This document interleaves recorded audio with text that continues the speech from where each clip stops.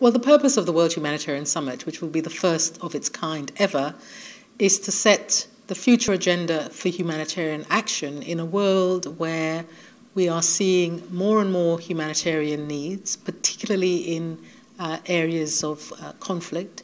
Nearly 80% of the work that we now do is in conflict areas, and it takes much, much longer. On average, a person who is displaced as a result of conflict or is a refugee as a result of conflict is in that situation for 17 years.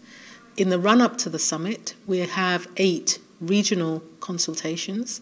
This consultation in Budapest is one of those. It's for Europe and other parts of the world.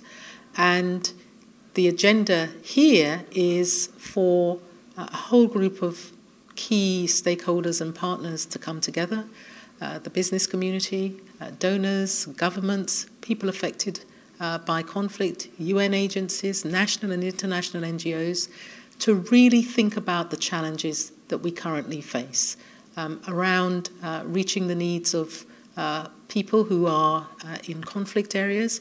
How can we do our business differently? How can we work differently? How can we use innovation to support our practice?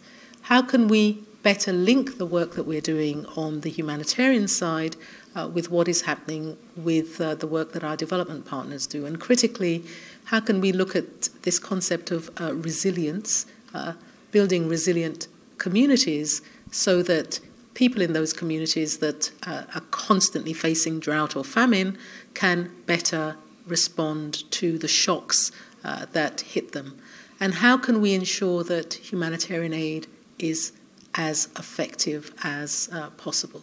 And the process of these regional consultations is all about building the inclusivity of our system, having the discussions, having the disagreements, thinking about how we can better work together.